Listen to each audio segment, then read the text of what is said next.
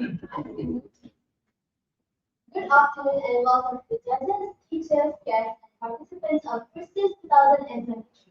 Now, I'd like to introduce our judges today.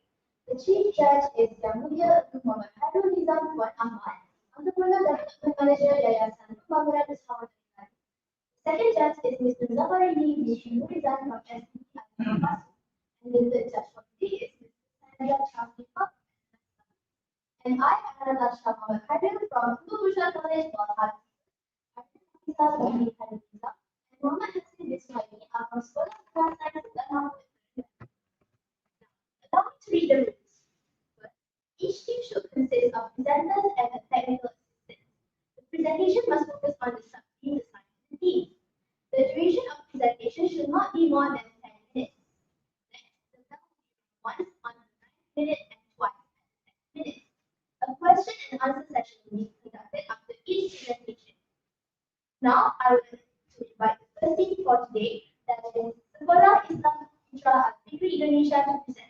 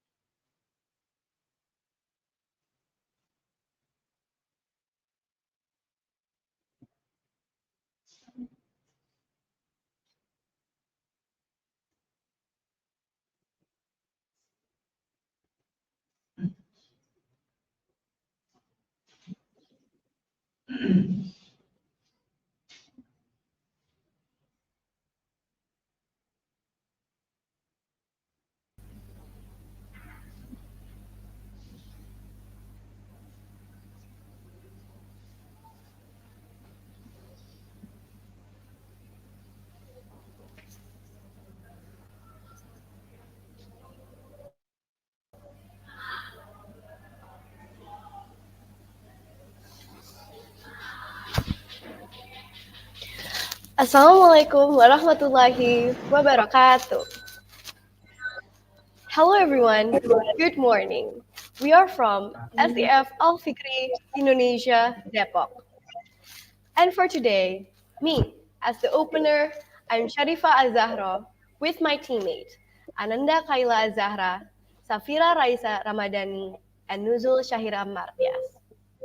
We are going to presentate about nurturing inclusivity in a diverse world, global peace and prosperity. Social acceptance of special needs students from peer viewpoints. The background of our problem. Al-Fikri is an inclusive school which has various types of students and encourage each student to socially interact well. On the other hand, there is still a social distance between regular students and social students. Good morning, students. Today, we will learn about plants around Asia. Make sure you have already read your notes. We are going to make a group for a school project. You can choose your own group. No fighting when forming a group. Understand? Okay, miss. Understood.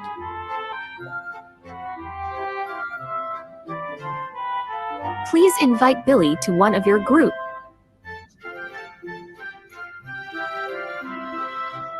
But if Billy joins us, he didn't do anything for our group. Everyone plays with their friends.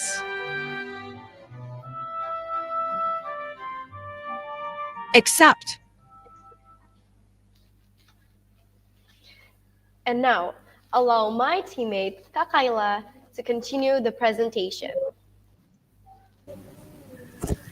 Please allow me to explain the objective or reason as to why we chose this topic. Number 1, to identify the behavior of regular students that indicate positive social acceptance. And number 2, to identify the behavior of regular students that indicate negative social acceptance.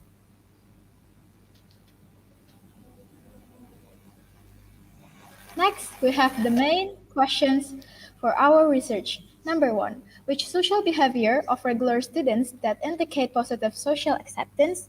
And number 2. Which social behavior of regular students that indicate negative social acceptance? Our research is based on the previous research as follows that proposed the successful inclusive education is through social acceptance by peers. It is necessary to provide learning environments in which all special needs students are accepted and feel good about themselves.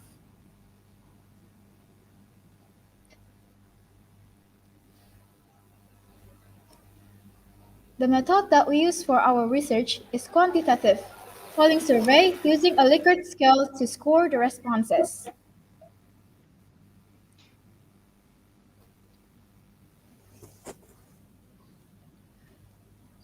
Our target for our polling survey are all students of Sekolah Islam Fitrah Al-Fikri using a Likert scale to score the responses.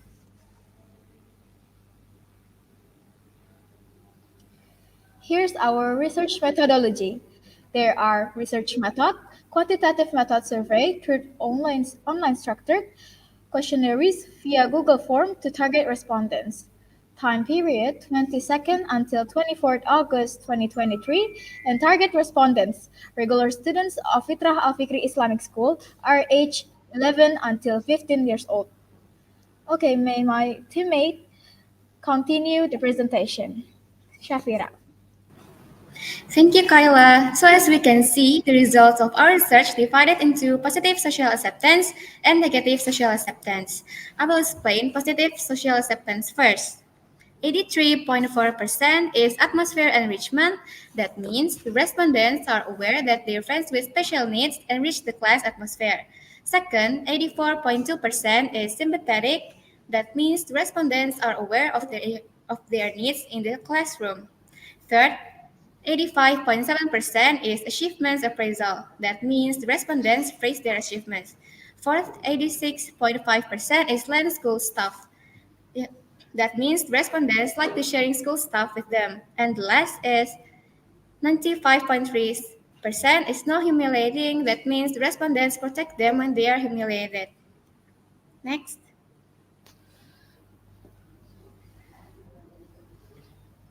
Next.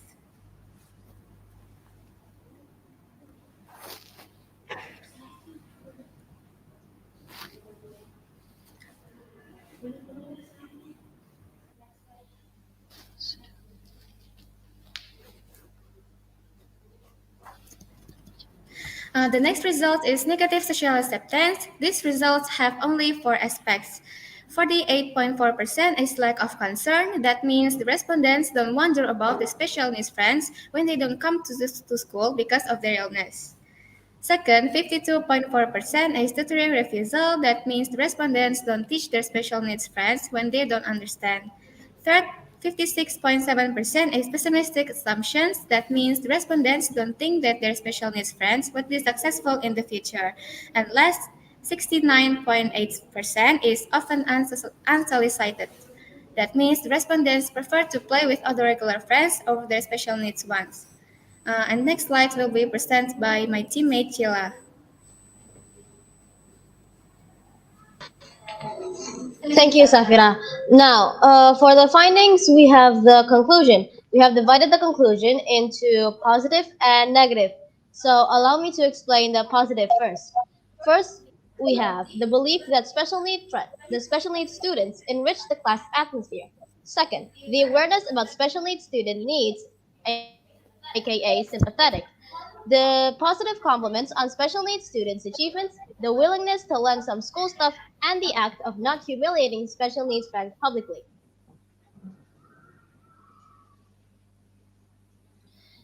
Next, we have the negative conclusions, which are as follows.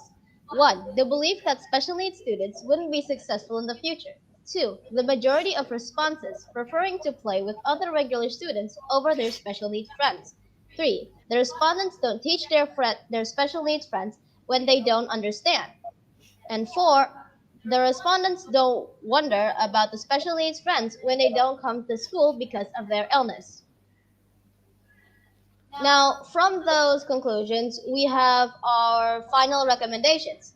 Number one is further research. Further research needs to be conducted to elaborate on the reasons as to why the respondents gave such responses to the survey. And number two, school programs. The finding of the research is considerably beneficial to our school to take some actions to raise awareness behavior of social acceptance of special needs students. Next. Next.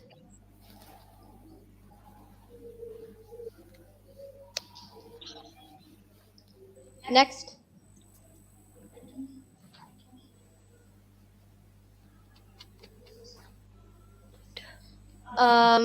Thank you for listening to our presentation.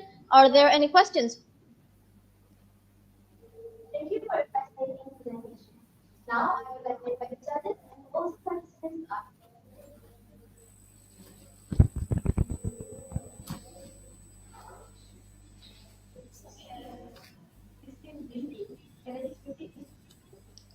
So, no questions?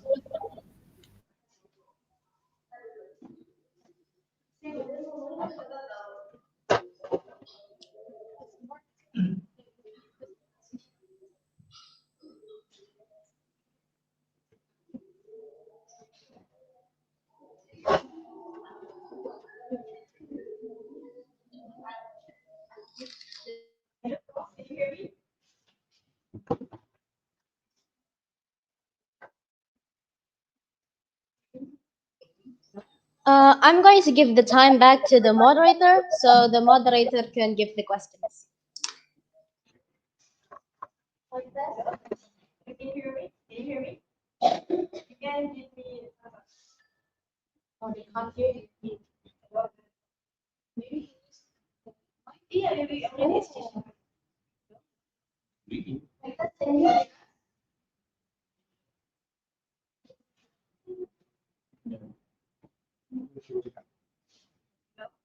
you hear me? Can you hear me? You can give me a thumbs up. Yes, okay. Thank you. My question is that how many students are there in your school?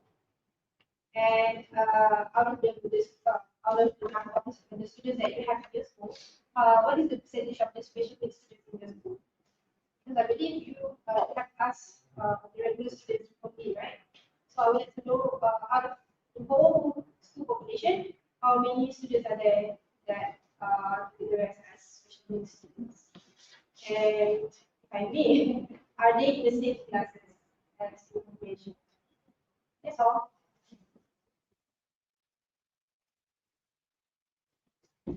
Would you like me to repeat my question?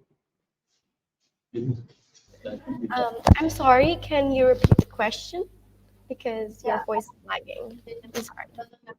Is in SEKOLAH FITRAH out of the whole school, of the students there, how many students are categorized as special needs students?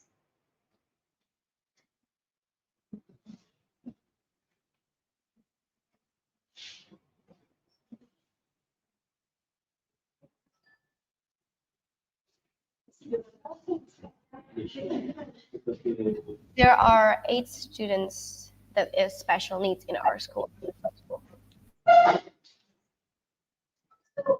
So how many students are there in total in your school? Oh, all students. I'm sorry. I'm so sorry. Can you repeat the question because your voice is lagging in my. Please repeat the question so that maybe not much.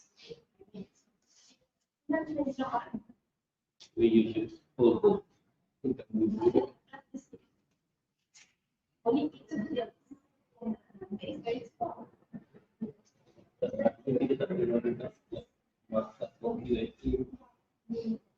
Can you hear me? Hello? We can't hear your voice clearly, somebody. Yes.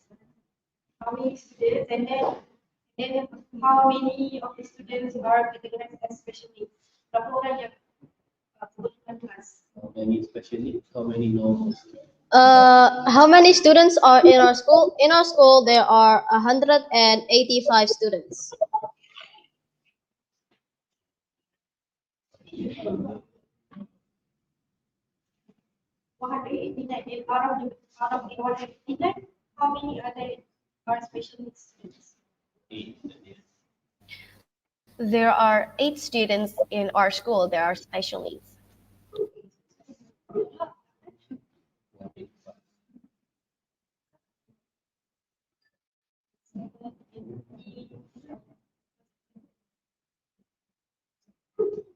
So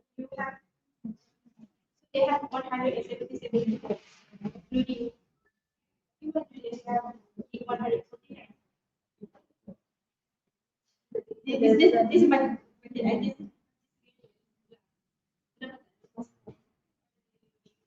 Kalau tanya dia the development research dia dia 149 orang. It's supposed to be more. So why students that get involved in the question?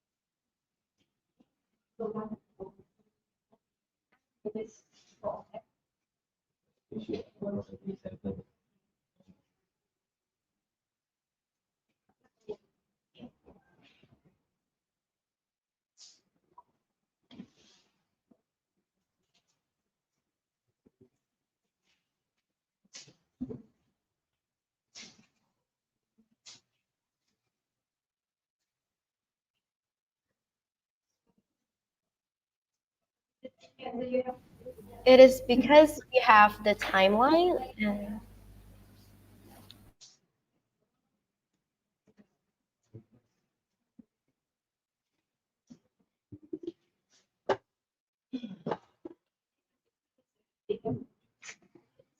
because we have a restricted plan line that we decided.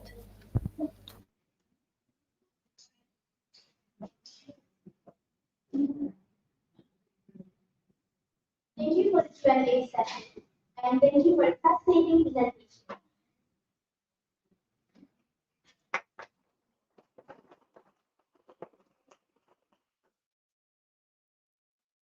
Now, I would like to invite from the second team, KAGALOGLU ANADOLU LISESI Istanbul, Turkey, to present. Stage is now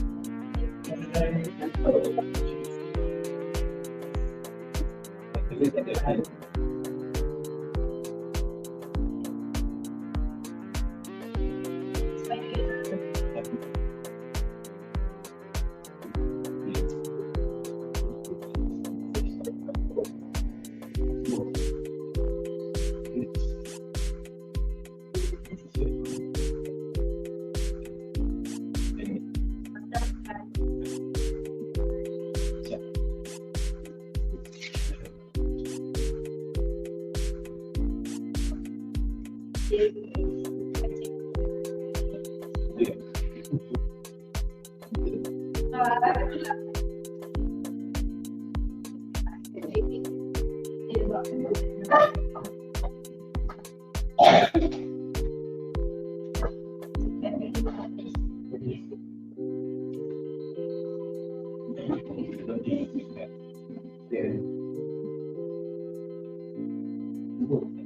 would like to invite Secretary KAGALOGLU ANADOLU LISESI in Istanbul, Turkey to present.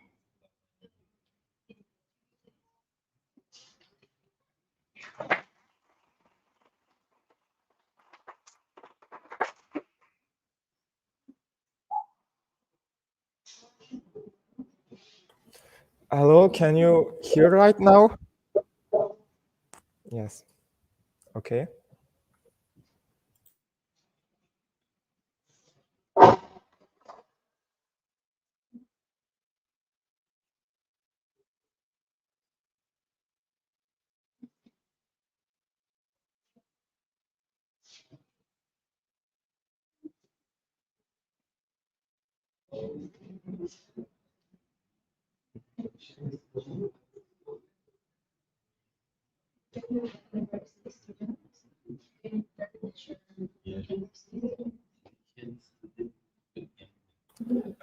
Could you please? Thank you. Yeah. May we start? Yep. Thank you. And before the presentation, could we ask you to turn off the microphone of the smartboard or admin so that it doesn't echo? Okay. Anyway, thanks, and I'm starting. Good morning, dear viewers, participants, and honorable members of the jury. We would like to express our deepest appreciation for the presence and attention of all of you. Our team has been searching for a solution as to how inequality can be reduced in our world, and we want to share our findings with you. So who are we? We are Team 1 from Jalal Napoleon High School in search of a solution to reduce inequality within and among countries. We are here with our members, our technical crew, Daniel Ana and Emine Kitapçı, my partner in this presentation, Yusuf Öztürk, and myself, Bahar Topal. As for our supervisor, teacher Gülsüm Laj. In the rest of the presentation, we will be answering the questions: why reducing inequality is important, what the targets are, Rwanda's path to development, and what we can do in achieve inclusiveness in a discrete world. And after a brief summary, we will end the presentation. Inequality, a concept that should no longer be pressed for space in the modern age. Various factors such as historical racial discrimination, country policies, globalization, the inability to keep up with rapid developments in technology lie at the root of this problem. Increasingly, differential economic movements cause the uneven distribution of wealth and spawn into very small groups clutch. To be more precise, according to a statistic from 2016, 22% of the world's wealth is in a group of 1%. As a result, it brought higher rates of health and social problems and lower population-wide satisfaction rates. On the other hand, the long-term developments, welfare level rises, and crime rate drops that will be accompanied by the achievement of the targets of reducing inequality commits a habitable planet. So what exactly are these targets? Here's how the list of these aforementioned targets goes by. Reducing income inequalities, promoting universal social, economic, and political inclusion, ensuring equal opportunities and end discrimination, adopting policies that promote equality, improving regulation of global financial markets and institutions, enhancing representation for developing countries in financial institutions, carrying out responsible and well-managed migration policies, enabling special and differential treatment for developing countries, encouraging development assistance and investment in the least developed countries, and last but not least, reducing transaction costs for migrant remittances. It is an inevitable fact that achieving these goals will bring a successful conclusion. Instance, Rwanda, an East African country, suffered from a poverty rate of 60% in 2000. Now is an incredible case of economic development.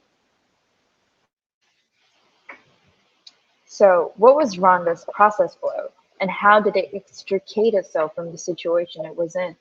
According to an article from Oxford University Press, agriculture was less severely hit by the Rwandan genocide in 1994 than the industry and service sectors. The Rwandan government turned this into an opportunity. Economic development and poverty reduction strategies concluded clearly that increasing agricultural productivity and commercializing production would be critical to achieving Rwanda's vision for structural transformation from subsistence agriculture to a middle-income economy. The International Development Association, IDA, which is a development finance institution which offers concessional loans and grants to the world's poorest developing countries, got involved. The bank launched an investment support program using the three-phase adaptable program loan, focusing on intensifying production in the marshlands. And the outcomes of this project were remarkable. 7,500 hectares of marshlands have been rehabilitated. Between 2008 and 2011, agricultural exports increased on average by 46% annually. Projects have created 50,000 jobs in total. And according to data from the National Institute of Statistics of Rwanda, in this 16-year period since 2001, the poverty rate has fallen from 60% to 40%.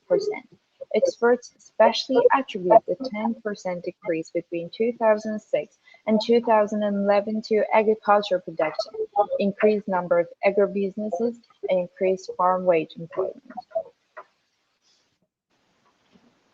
Another noteworthy data on Rwanda's breakthrough comes from International Monetary Fund data, IMF. Rwanda's prudent financial policies, coupled with external aid from mainly IDA and relatively favorable terms of trade, resulted in sustained growth in per capita income and low inflation rates compared to other African countries. So what can we do? Rwanda proceeds with its economic projects to reduce inequality and increase income for all people, regardless of age, gender, and race. So, how will the other countries living under the poverty threshold move up the value chain? What do we suggest? The governments should make preliminary national development plans, just like Rwanda, and follow employment-related policies, such as strengthening collective bargaining rights, full employment schemes, living wage policies, stronger minimum wage laws, and wage subsidies. And what about the burdens that fall on us? Finding an association and donating, no matter how big or small, learning our rights and resisting all kinds of discrimination, and at the same time, molding public opinion. Molding public opinion plays a key role in solving socially based crises. Therefore, it is important to visit communities frequently with discussions about the importance of rights and equality.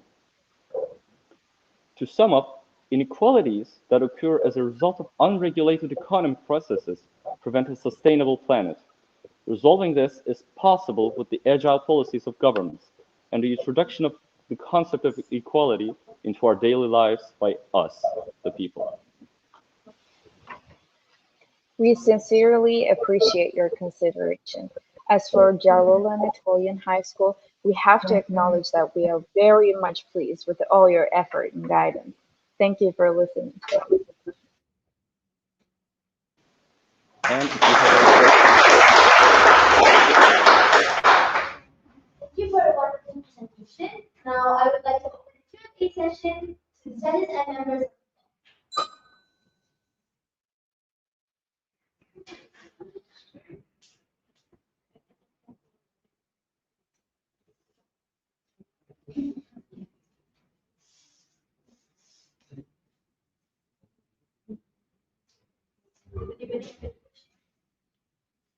Hello, can you hear me?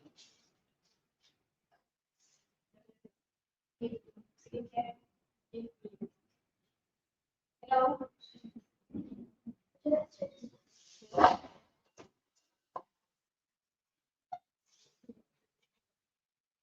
Hello.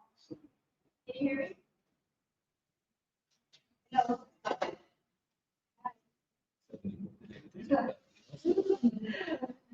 Maybe it's not as if it's true.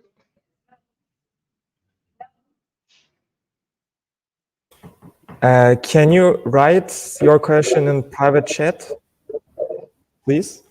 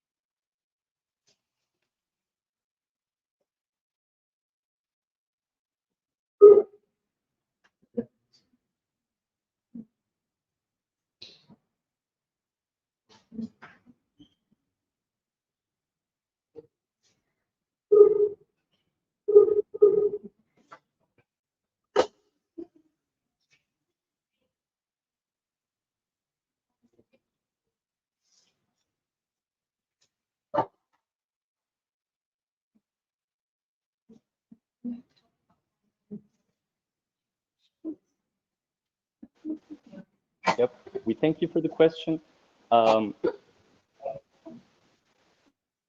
Yeah. Unfortunately, we haven't made.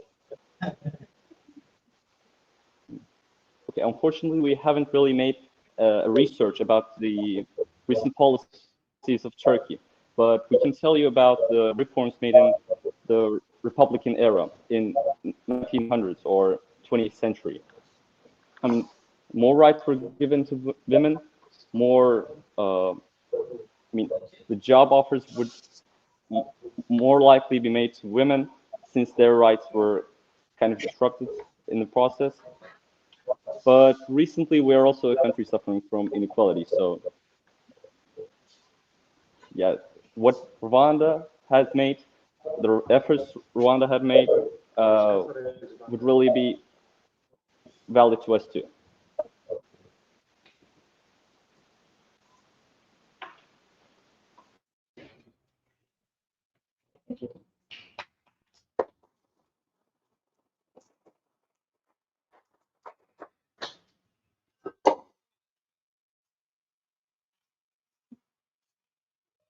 part of the presentation.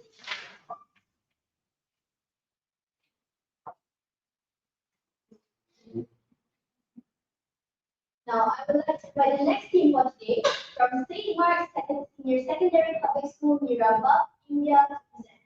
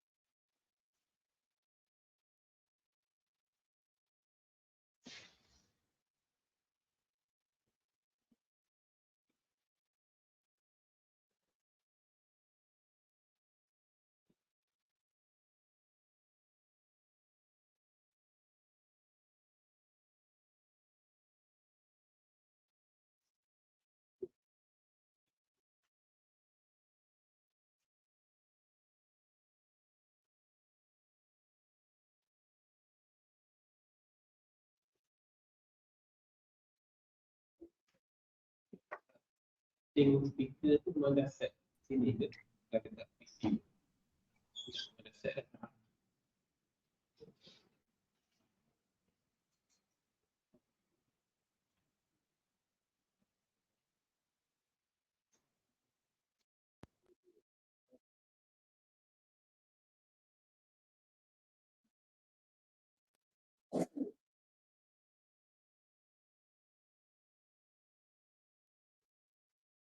Now let's hear it from St. Mark's Senior Secondary Public School, MEERA, BAGH, India for their presentation. Please welcome. Greetings, everyone. I'm Anya Tandon. I am Jasraj Singh. And I am Anurag Madan. And I'm Arpita Jain, and we are the team from St. Mark's School, MEERA, BAGH, India. We'll today be presenting our research on SDG 10, reducing inequalities, with a target being the LGBTQIA community. Inclusivity is about promoting a society where all identities are valued and respected. It requires education, challenging stereotypes, and celebrating diversity. Efforts across institutions and policies are dismantling barriers, allowing individuals of all genders and orientations to live authentically. Celebrating diversity and advocating for LGBTQIA rights represent the evolution of societies towards more inclusive, accepting, and harmonious global landscape. Greetings, everyone. Let's delve deeper into our research.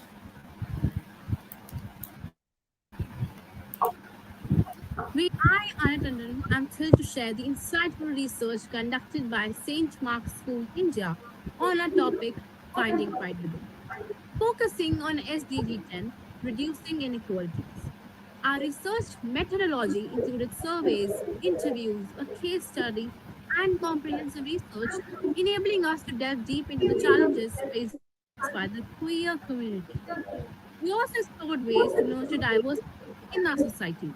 Additionally, within our school, we organized activities, workshops, and discussed to encourage open dialogue on LGBTQ+. This research has heightened our awareness and ignited a passion to continue reducing inequalities, supporting the LGBTQ+ community, and fostering diversity.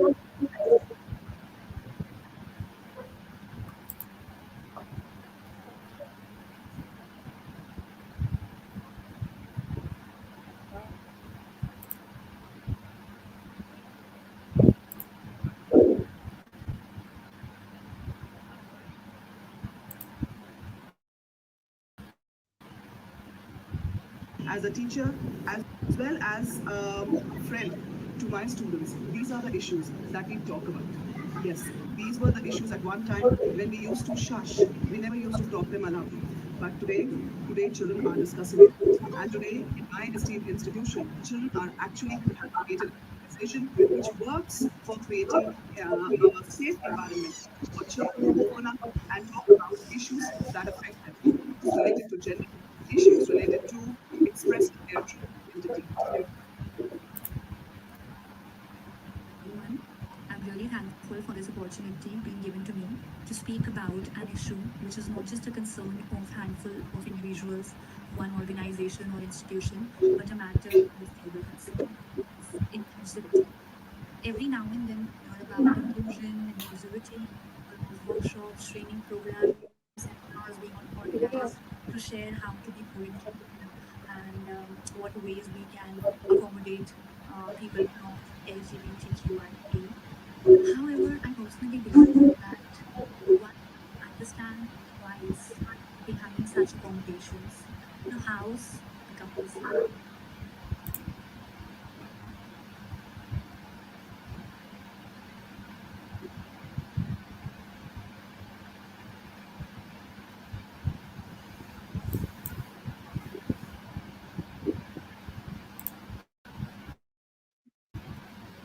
So, Arpita, what are your views about the LGBTQ community since you are the head of the prison? I feel right. I think I found prison because I wanted to debate acceptance and education in our society. You know, when we can accept Lord Shiva as our individual, as half human, we half men, or accept transgenders and other people of the queer community.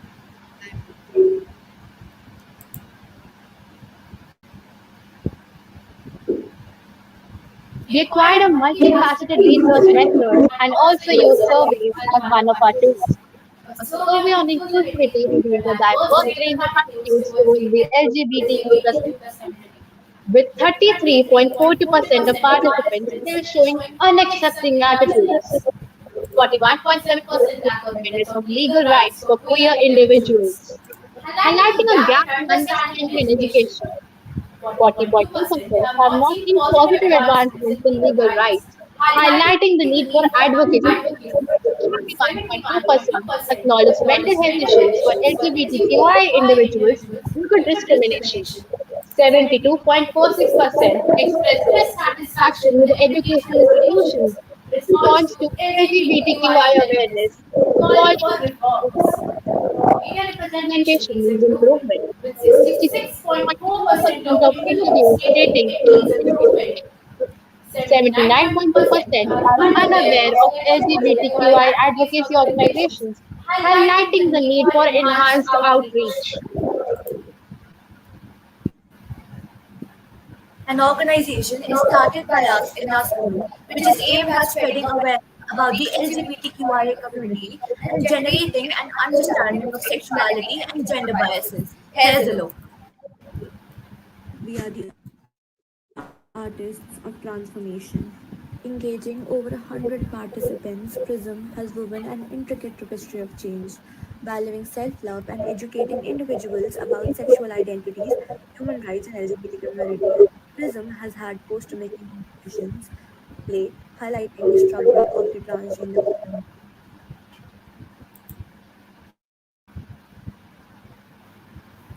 Role of media. The media plays a crucial role in shaping the perspectives and understanding of the LGBTQ community. It provides a platform for diverse voices and narratives, highlighting their struggles and successes. There have been numerous legal advancements done by India to nurture inclusivity. Navteej Singh Johar versus the Union of India 2018, Transgender Persons Act 2019, National Council for Transgender Persons, the right to privacy, healthcare inclusivity, social welfare schemes. The LGBTQ community faces exclusion and discrimination due to various factors.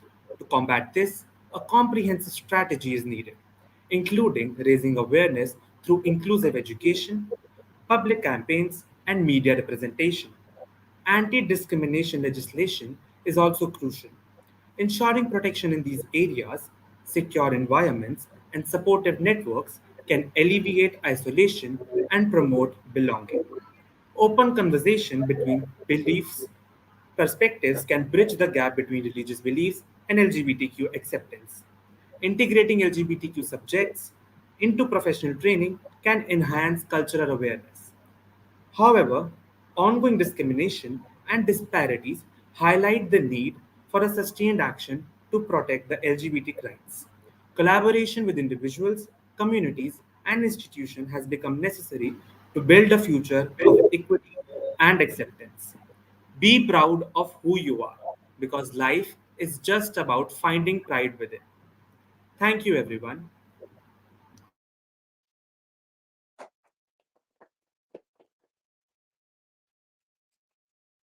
Thank you for the very informative presentation. Now, I would like to invite the judges and also participants to ask questions.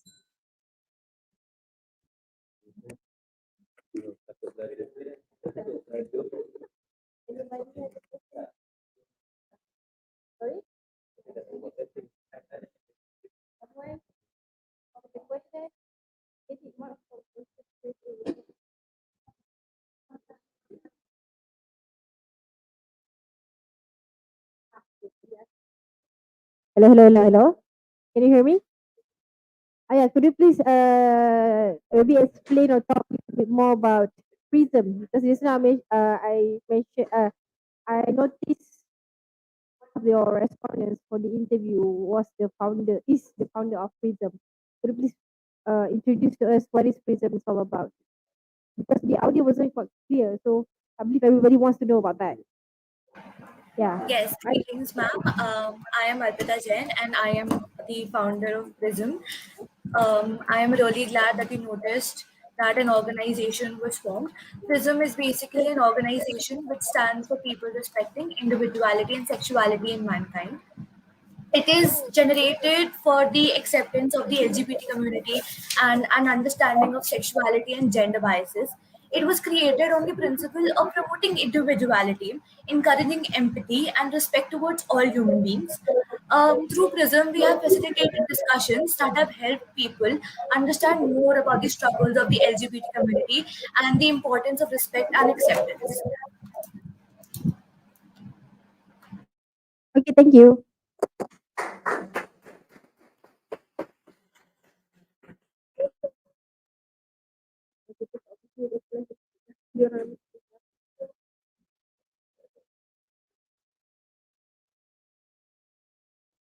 Now, I would like to invite the members of the floor to ask questions.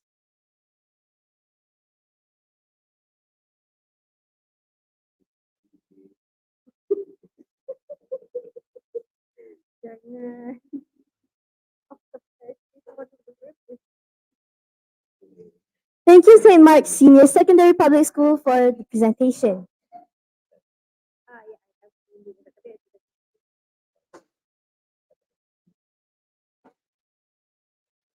You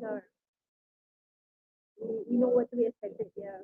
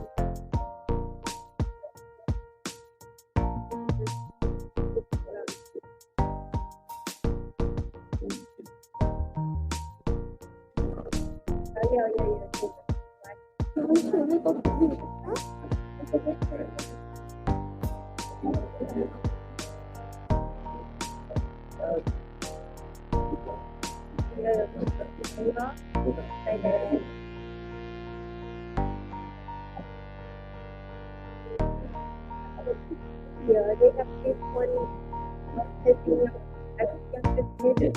they will go out.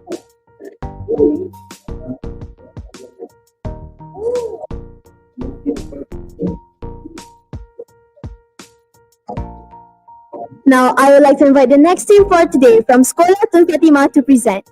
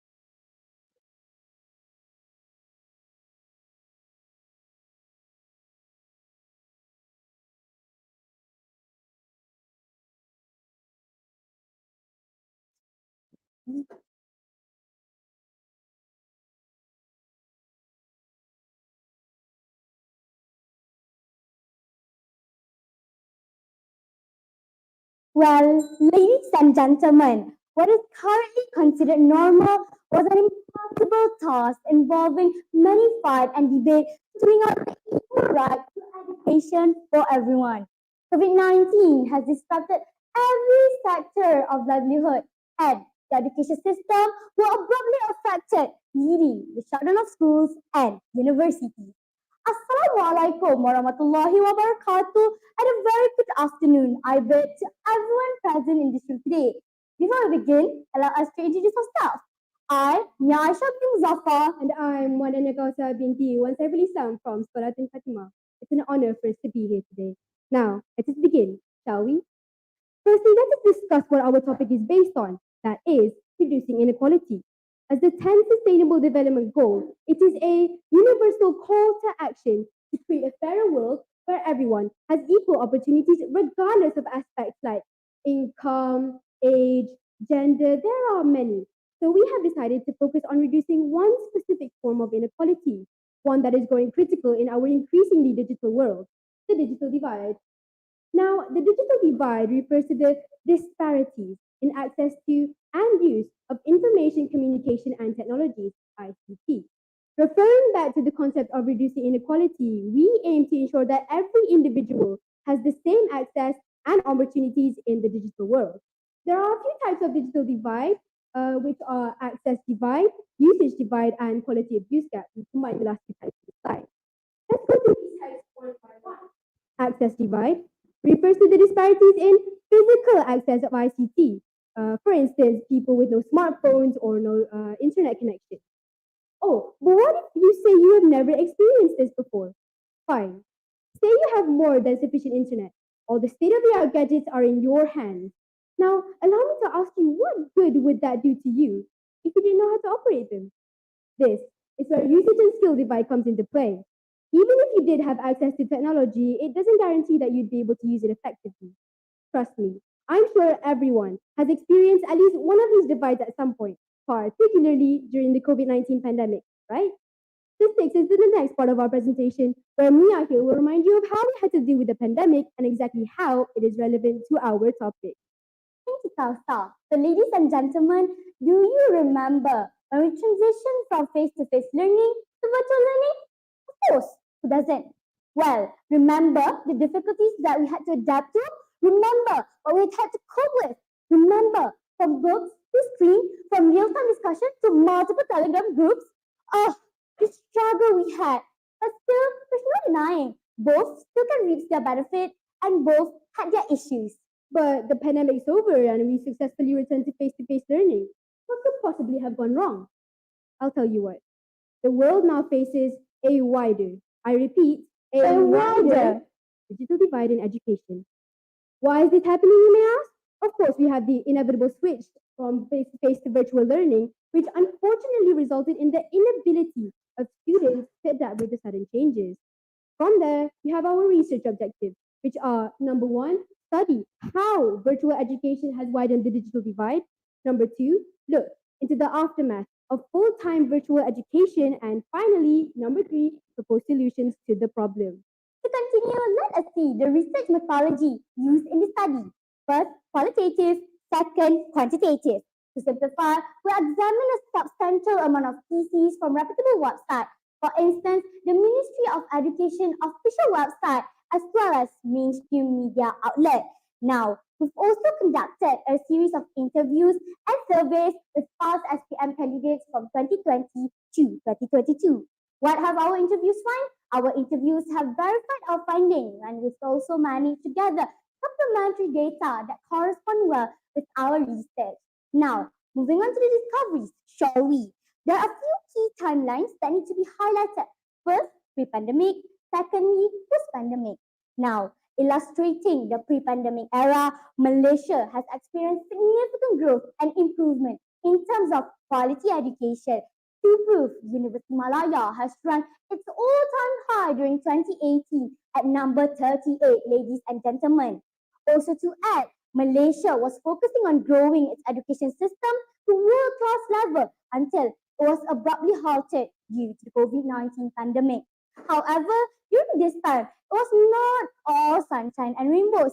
Malaysia was tackling problems like class matters, costly gaps, ethnic and linguistic division. Nonetheless, this all was easily remedied in line with the educational blueprint. Now, let's take a look at Malaysia's education sector now. As we've seen before with our previous presentation done online, we could see the struggles, right, ladies and gentlemen? Malaysia during this time was facing severe learning losses, high absenteeism, severe staff shortages, and unequal access to online resources. Malaysia's internet connectivity and hardware issues have led to students' learning experiences affecting them considerably, causing 40% of students to struggle in online classes, hindering their learning experiences. Now, we could see that not shockingly, 2,640 students, SPM candidates, have received all grade Gs in their SPM. Remember, ladies and gentlemen, all grade Gs. Now, to continue, let us examine the underlying issue, ladies and gentlemen. The primary concern with online learning is its connectivity of both its students and teachers. If we divert our focus to the bar chart highlighted in red, this shows that the internet consumption in Malaysia has increased by 21% to 20% in 2019, leading to 90%. Ladies and gentlemen, however, only 8% had reliable internet access for virtual learning, ladies and gentlemen. Matters worsen when the disparity between urban and rural area are still overwhelmingly 15%. Now, I shall let you in on the challenges faced by students, teachers, and parents when undergoing virtual learning. Know that it's important to recognize that these are highly interconnected to the digital divide. Based on our sources, it's evident that three main challenges affected all groups. Firstly, digital literacy was a significant hurdle, as not everyone possessed the skills to navigate their devices effectively. Secondly, problems relating to communication, mainly due to the lack of reliable internet access, as mentioned earlier, resulting in limited interactions and connections. For students, the digital divide translates to language and literacy barriers, limited interactions with teachers and peers, as well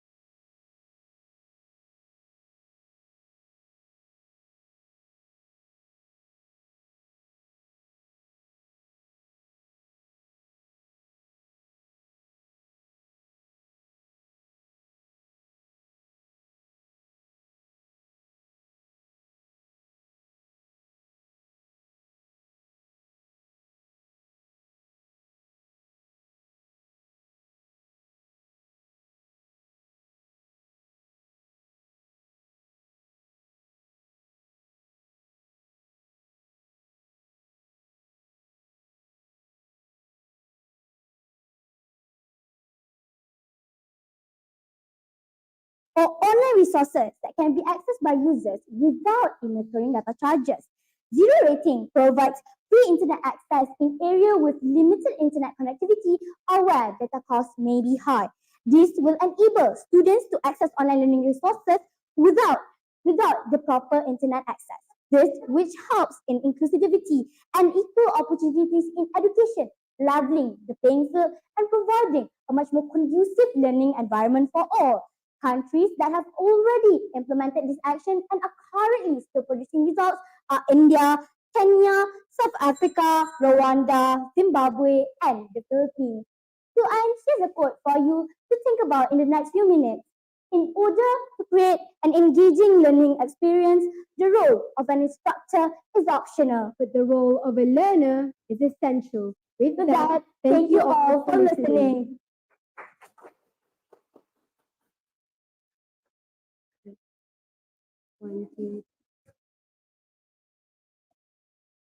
Thank you, Sekolah Tun Fatimah, for a wonderful presentation. Now, I would like to open the Q&A session to the judges and members of the floor.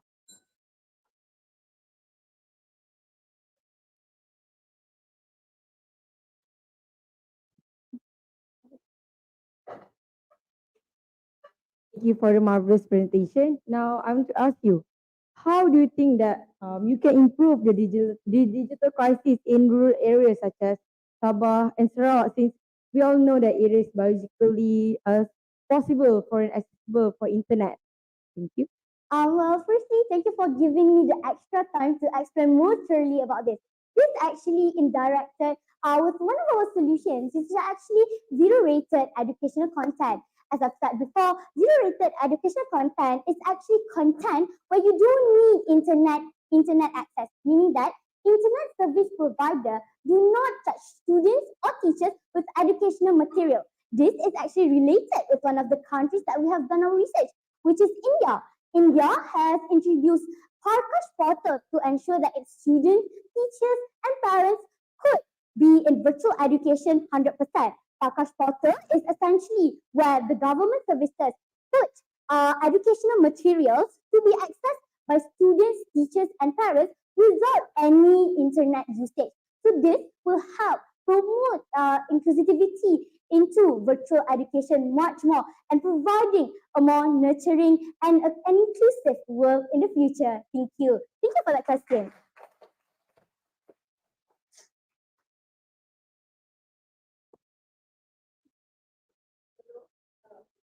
Do correct me if I'm wrong, but I believe STF just applied to become an Apple school, right? Yes. Okay. So my question is there any digital divide when it comes to your school, and what are the efforts made by your school to overcome this kind of such an amazing achievement, right? So you'd like to know what are the efforts made, and yeah. So all of our students have iPads, but for those who can't afford iPads, the school actually provides iPads for those. Yes, we have also got a program called Tech Leaders. We choose a couple of students who have the upper hand in digital literacy, and they can. We have like a couple of programs done so that those tech leaders can teach the digital illiterate, the less students who so that they can teach more skills, various skills such as using Canva, Keynote, and all of that stuff. We mainly focus on Apple apps though. Right, thank you. Thank you for that. One more question, I guess. One, can you go the slide where it stated that 8% get the one with the red font? I think it's something about 8% that get a good internet connection. Access, yes. Yeah. Correct. For the yes, this one. Okay. Is this in Malaysia or all over the world? Actually, this is in Malaysia. Yes. Okay. Solely in Malaysia. I think maybe, I don't know, maybe you have to, I admit that our reliable internet access is still a problem here in Malaysia. It's lacking, right? But I think you need to check the figure too, because if I'm not mistaken, in 2020, after COVID, the only about 30, not only lah kan, about 30 something percent, almost 40% that doesn't have a reliable internet access. So I think when you say that only 8% for a developed country like Malaysia is too small. Oh, this So, is actually meaning that they do not have sufficient internet. It doesn't mean that they do not have okay, internet so at all. you mean that maybe they can't afford to get the data or something like that? Or is it this Reliable the internet infra? access meaning that they do not have problem in connectivity, not at all do not have internet access. Okay, okay, but I think it's too low. But anyway, my it's not just my second question. It's the real question here. We always say that in education wise, right? We have problem in internet access. We have problem with data and everything, right?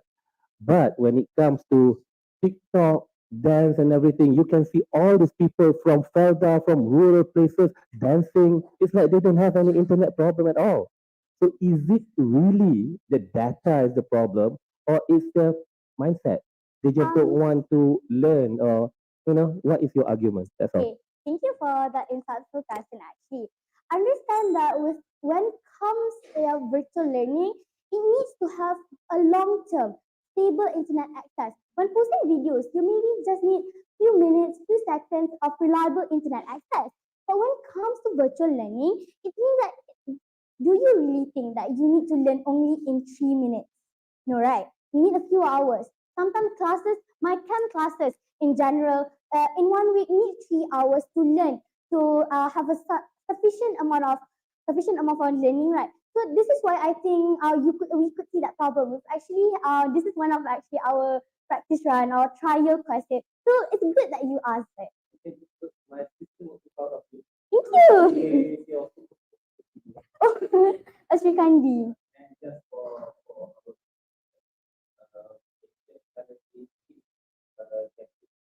Yeah. Yes.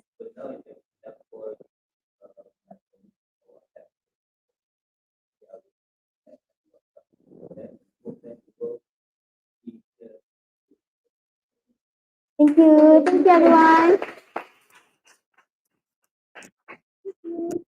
Thank you for the excellent presentation. Now, let's hear from the next school for today, SMA Negeri 1 Purworejo, Indonesia, to present. Please welcome.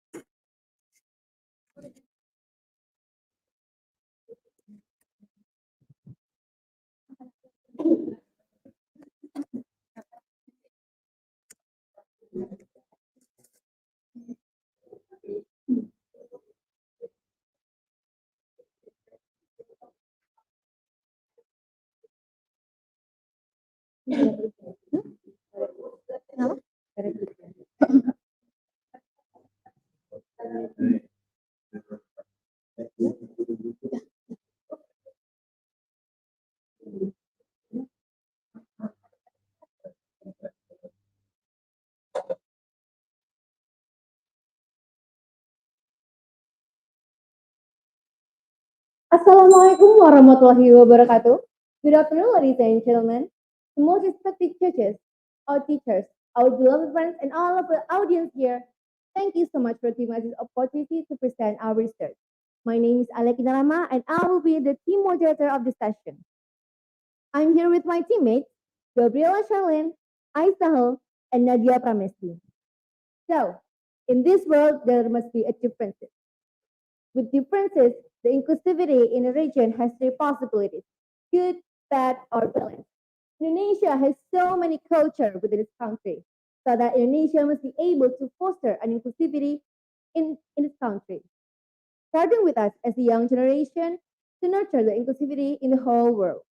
So, without any further ado, let us welcome our presenters. The floor is yours.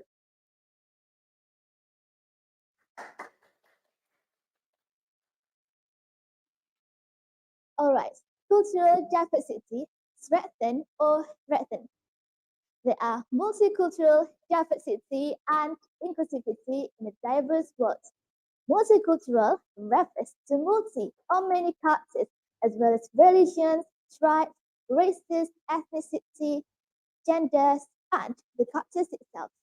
Diversity refers to things that are not the same in the various backgrounds, while inclusivity is an effort to create a milieu that accepts all people without any discrimination. One of the multicultural countries in Asia is Indonesia, a country with 1,331 tribes, 700 traditional languages, 1,239 cultural heritages. Indeed, there are various cultures in Indonesia, but perhaps you all just know or at least heard about Bali and Java. Its mean cultural knowledge and preservation still tend to be regional in scope, not national or international, but more centered on the areas of Bali and Java. Bali and Java being used as the center counts for the area feel that they are not considered part of Indonesia because they rarely noticed.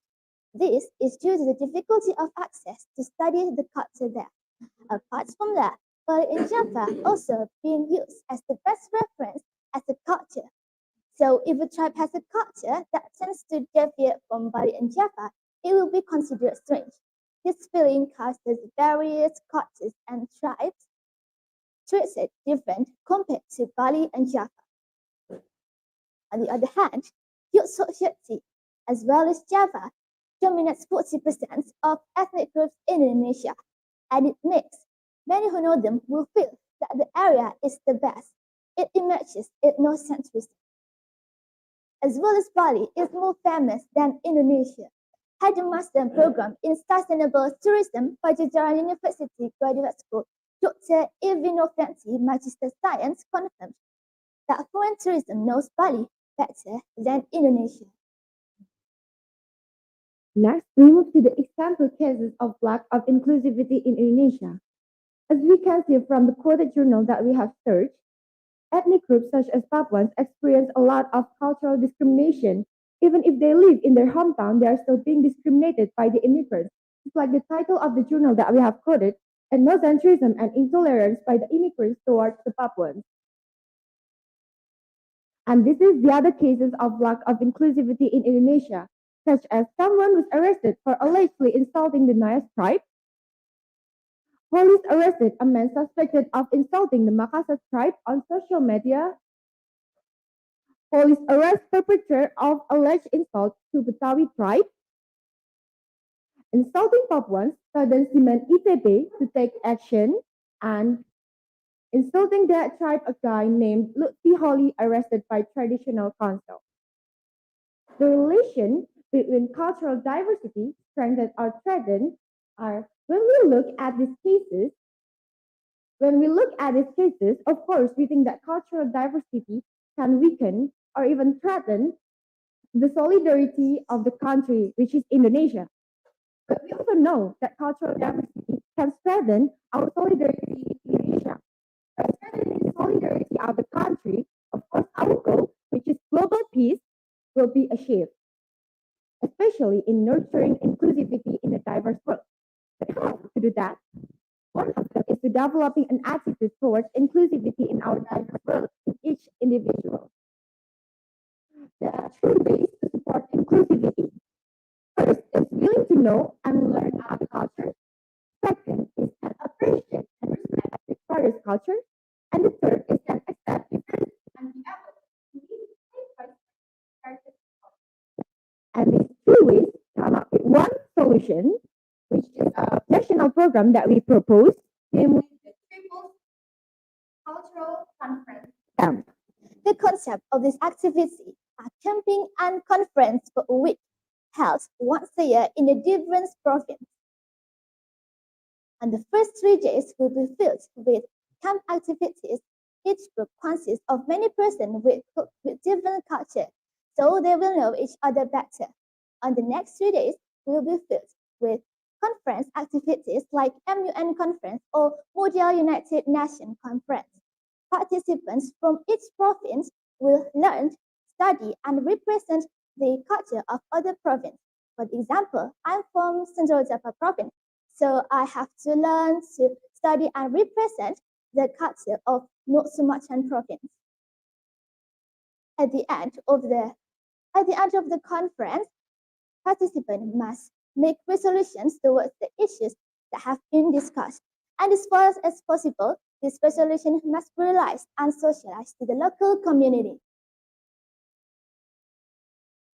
Because diversity is a fact, equality is a choice, inclusion is an action, and belonging is an outcome. Each culture has its own characteristics and uniqueness.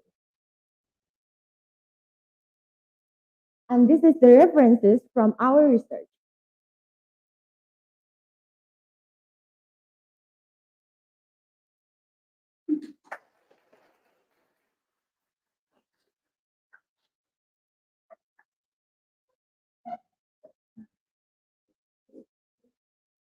Thank you so much to the presenters who had delivered the material very well.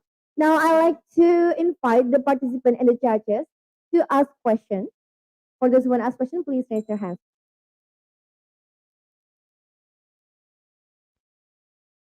Thank you and Assalamualaikum warahmatullahi wabarakatuh. My name is Fatin Humaira from Sekolah Fatimah. The question I'm going to ask is, based on your solutions by holding a camp, other than the camp, is there any other solution for other people who that can't manage to attend the camp? That's all. Thank you.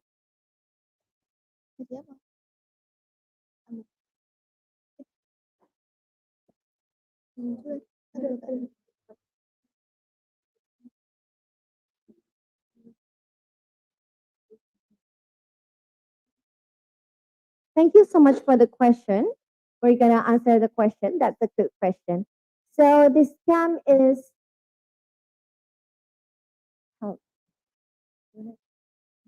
so the representative are sent to the central of Indonesia, and when they come back to their province, they can held a seminar like maybe like this.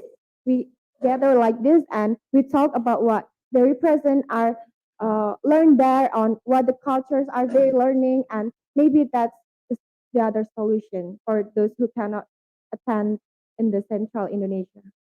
So one school is going to represent, and they come to the CCC or cultural conference camp. And when they come back home, they can have a seminar or like realize or like socialize the solution at the conference. Is that clear? Yeah.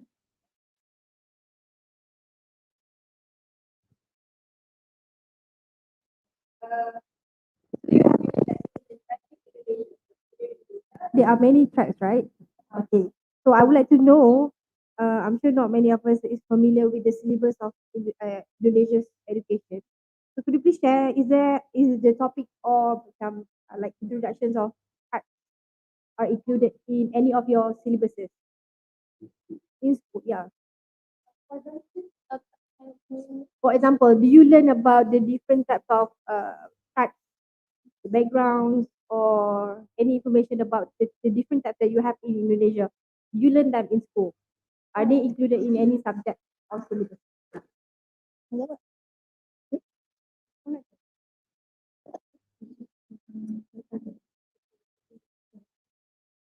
Thank you for your questions. That are really good questions. Let me answer your question. So in school, we learn the other culture with named PKWU, which is Prakarya. Prakarya is we learn other cultures better, and we have PKN, which is Pendidikan Kewarganegaraan. So we have to know other cultures better. It's the material of the subject is we learn about other cultures, and we learn about Indonesia to be more exactly. Yeah. Is that clear? Yeah. And the information like the Tiktoyo Prakarya is like we can make traditional food for other from other regions, so we can know the other culture.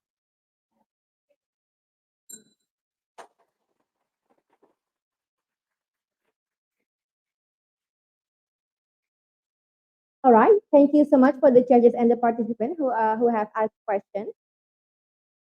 Well, the Q&A session is over. It also ends our presentation today. So maybe that's all from us. Thank you so much. Wassalamualaikum warahmatullahi wabarakatuh and good afternoon.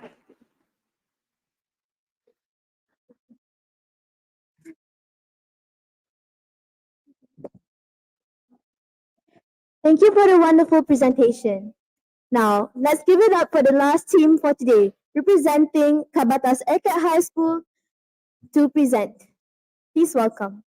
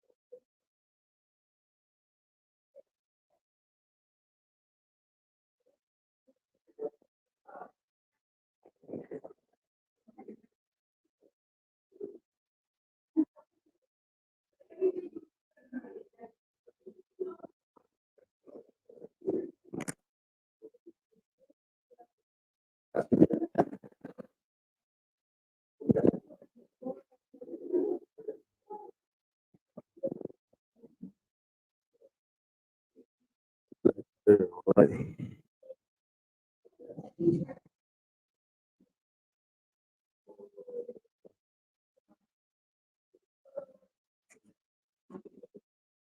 Tak boleh, link tu kena buat lain. Buat balik, tekan button share tu.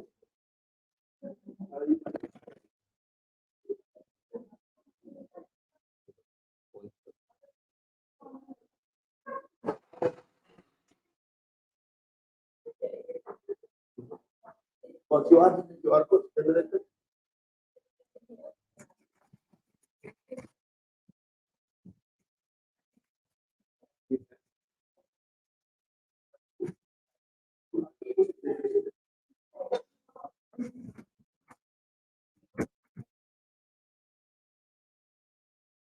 Ni pause dia. Sama juga.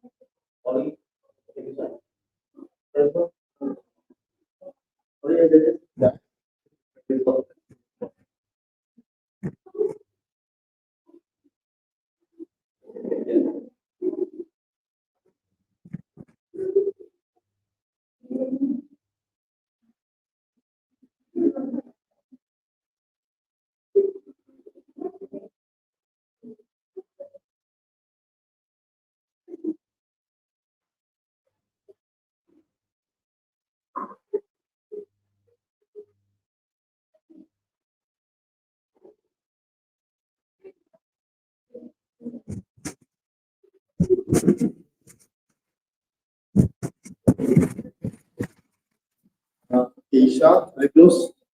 Buka balik sini. Right, let's wait. Buat setting balik.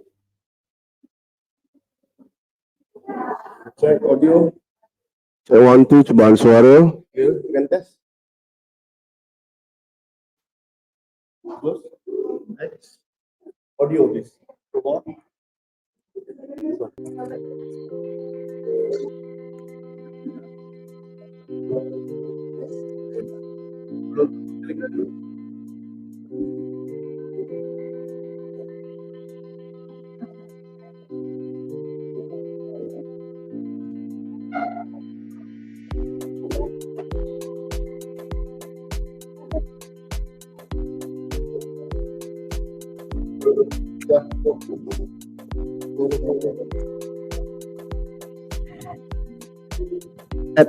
Kita lagu, add semua yang masuk.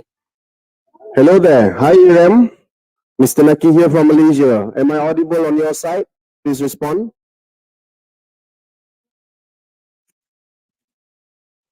Hi, Irem.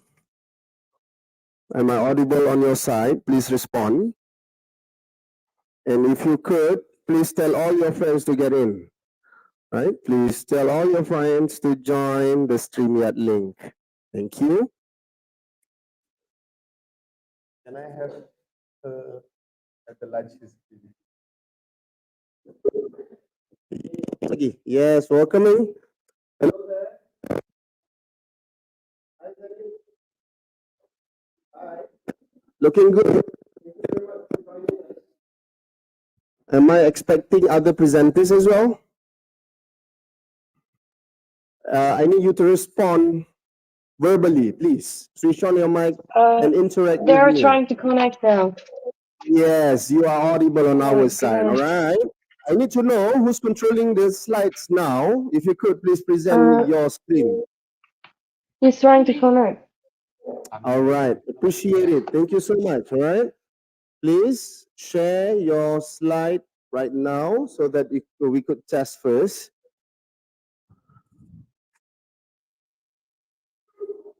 All right, welcoming another participant.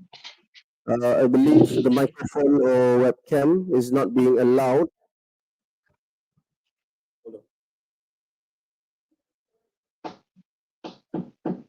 right?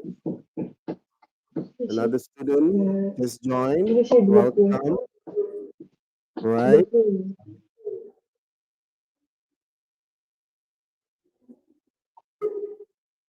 Hi there. Hi there.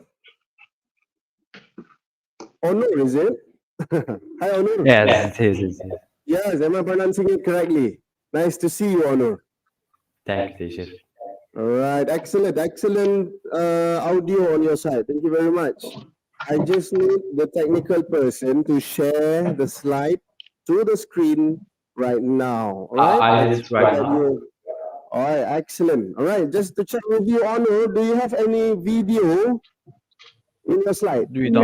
No, we don't have. No video. Is there any audio or music? No. Okay, so I understand.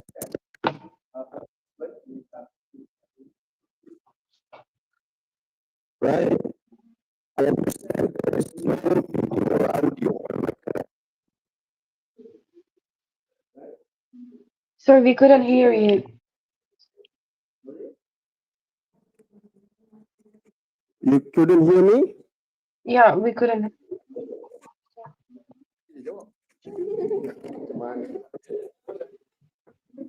Carry. Chemistry, the link. Hello there. How about now? Am I audible? Am I audible? Yeah, you are. All right, now. Excellent. All right. Okay. Are all the presenters ready to begin the presentation? Yes. Excellent. All right then. Judges ready? Thank you Should I very much. start? All right. Okay, ready. Pass the moderator to begin, and then we can start. Now let us welcome the last team for today, KABATAS ERKEK High School, for their presentation.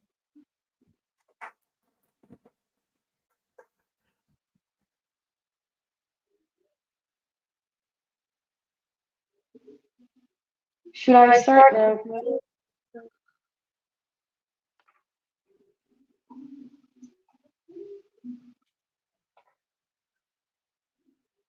Başlamalı mıyım?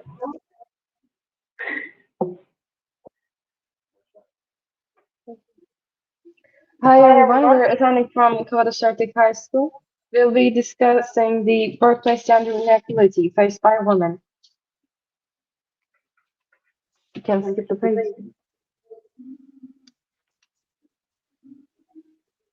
It's ANADOLU and my teammate is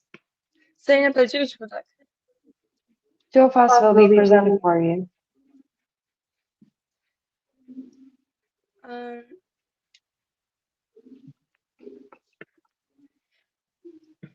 The process of women's labor is a long and difficult one, and this is important enough to be remembered in history. And as you can see, there is a graphic that shows women's employment through the years and all around the world. Women's employment mainly started during the Industrial Revolution, and there were some milestones along the way.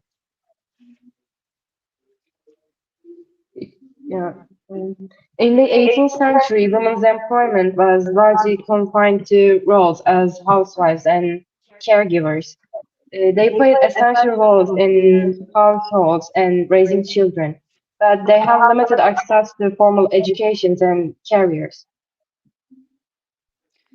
And the Industrial Revolution was a significant turning point in women's employment.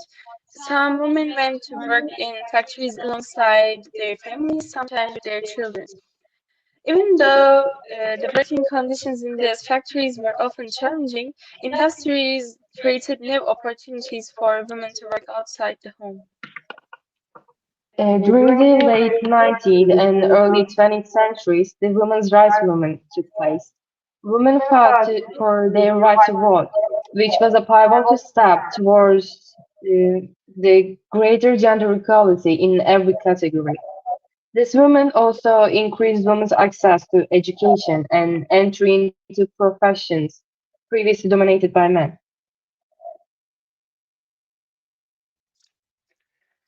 And worldwide, second marked a significant shift in societal perceptions of women's work capabilities.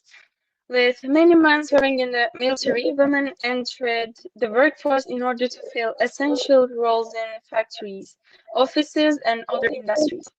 And as women had become an essential source of employment during war times, after the world wars were over, they continued to work and increase their presence in the workforce.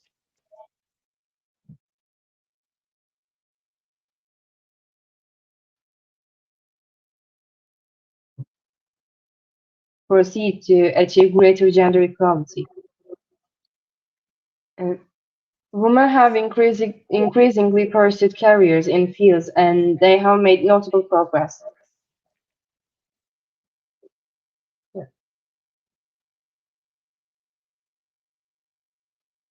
In order to point out the problems, we have to detect the biases first.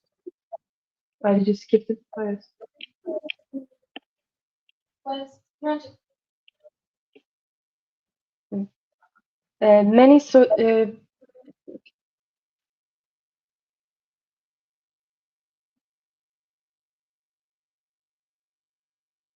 Many societies have been historically structured around male dominance. In workplace where men hold most of power, women's employment can be affected in various ways. People may tend to notice and remember instances where men are more successful. And stereotypes about women can lead to biases. Women who are part of the workforce often face prejudices. And the gender norms expect women to do the stereotyped feminine duties, such as raising children and taking care of the house. However, those who prioritize their careers over these roles can find themselves separated by society.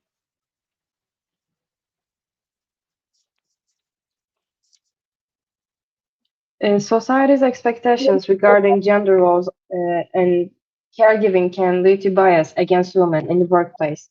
The necessity for women to take care of newborn can have a significant impact on a mother's job. While it is important for both mothers and infants' well-being, it can interrupt a woman's career progression. Some co-workers may hold stereotypes that women with children are less committed to their jobs or less reliable.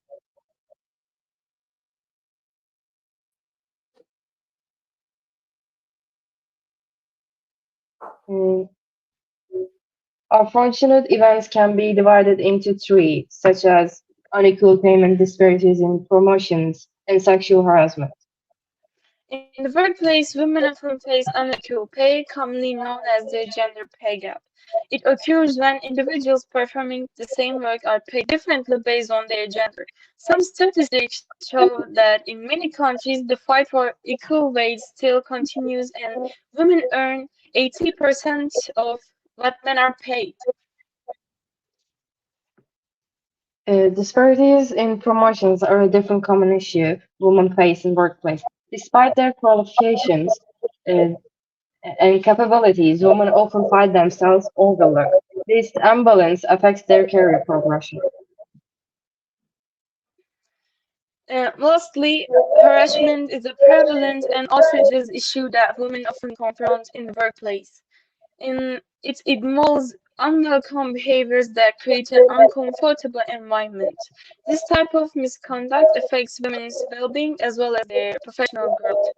And the impacts can be severe, leading to negative effects on mental and physical health. It is crucial for society to address these unfortunate events, to create workplaces where all individuals, regardless of their gender, feel safe and achieve their full potential.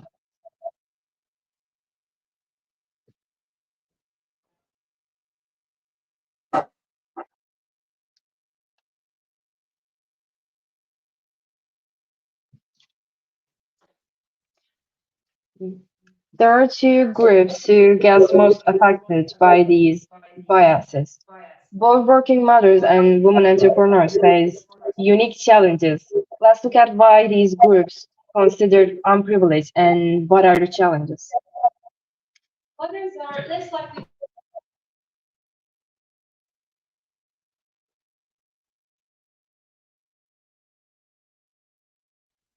Oh, sorry. Mothers are less likely to receive a callback from hiring managers, and even their resumes are better than the male application resumes. This points to gender biases which view women through the caregiver mother lens. Women entrepreneurs may face difficulties while growing their businesses and secure financing for their ventures, as they often receive fewer investments than their male colleagues. Gender bias in business can lead to skepticism about women's abilities to succeed in entrepreneurship. Empowering and supporting these unprivileged groups is essential for promoting gender equality in the workplace and in entrepreneurship.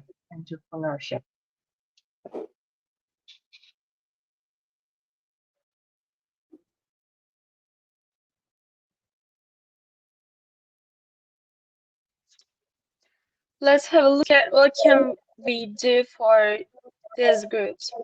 As examples of solutions, before anything else, the laws should be strengthened in order to protect women from workplace abuse.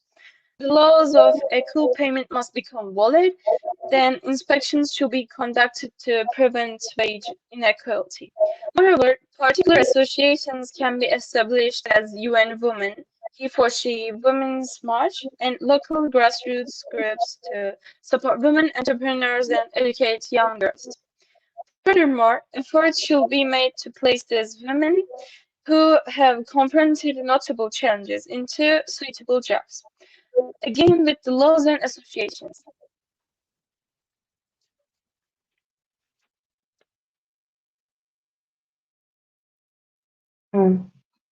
Women have come a long way over the last century, breaking down numerous barriers in the workplace.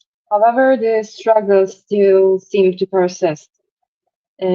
Women still encounter disparities in the workplace. That's why reinforcements should be made in order to support them. These actions we take can help us create a more equal and peaceful workplace environment for both women and men.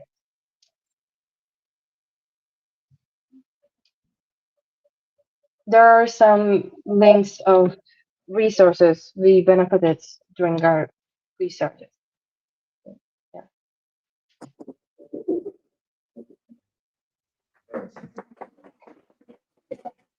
Thank you for listening. We hope we were able to raise awareness and enlighten you about this topic. Thank you for the really interesting presentation. Now I will open the Q&A session to the judges and also members of the floor. Please welcome. Any question from the floor, maybe? One.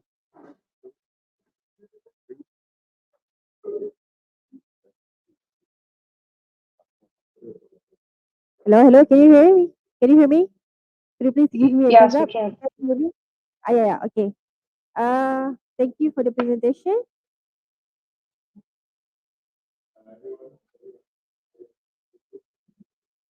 Okay, my question is, could you please share with us your methodology? Sorry, can you repeat it? Share with us your methodology in conducting your research. What are your methodologies?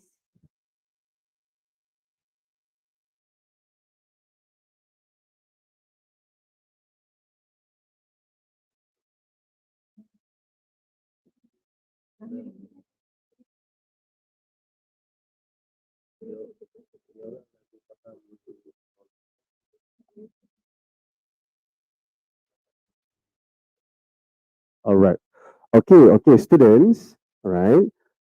The judges is asking, what is the research methodology?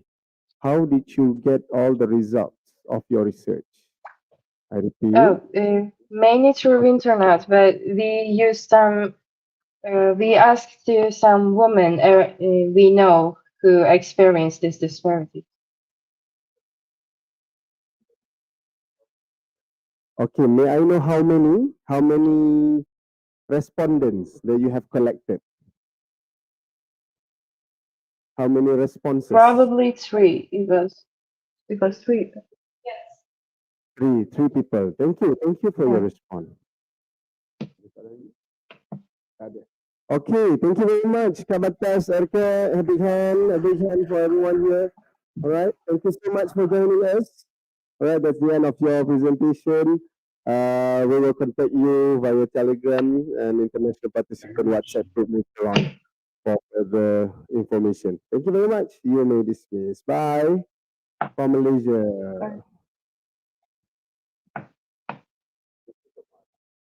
Again, thank you KABATAS ERKEK High School for the wonderful presentation. Our session for today has come to an end, and thank you to all judges for your time. You are now allowed to leave the room. Thank you.